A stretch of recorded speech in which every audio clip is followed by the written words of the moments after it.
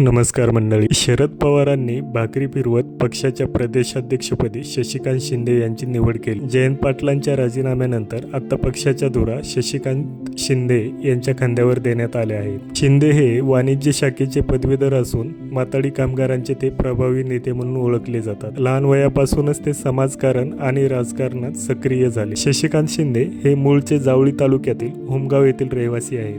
1999 साली शशिकांत शिंदे यांनी प्रथम जावळी विधानसभा मतदारसंघातून निवडणूक लढवली. यात शिंदे यांचा तब्बल 12,000 मतांच्या फरकाने विजय झाला. तसेच शिंदे यांनी राज्याच्या कृष्णा खोरे पाटबंधारे महामंडळाचे जलसंपदा मंत्री म्हणूनही काम पाहिलेले आहे. तसेच 2009 ते 2014 या कालावधीत शशिकांत शिंदे हे कोरेगाव मतदारसंघातून राष्ट्रवादी काँग्रेसचे आमदार राहिलेले आहेत.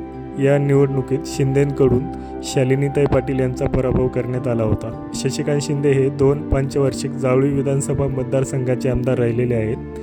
त्यानंतर 2 पंचवार्षिक कालावधीसाठी ते कोरेगावचे आमदार राहिलेले आहेत. मात्र 2019च्या विधानसभेच्या निवडणुकीत शिवसेनेच्या महेश शिंदेंकडून त्यांचा पराभव झाला. त्यानंतर 2024 साली शशिकांत शिंदे यांनी सातारा लोकसभा मतदारसंघातून महाविकास आघाडीचे उमेदवार म्हणून निवडणूक लढवली. मात्र महायुतीचे उमेदवार छत्रपती उदयनराजे भोसले यांच्याकडून त्यांचा पराभव करण्यात आला. यानंतर 2024 सालीच त्यांनी विधानसभा निवडणूक कोरेगाव मतदारसंघातून लढवली. मात्र त्यातही महेश शिंदेंकडून त्यांचा पराभव झाला. सध्या शशिकांत शिंदे हे विधान परिषदेवर आमदार आहेत.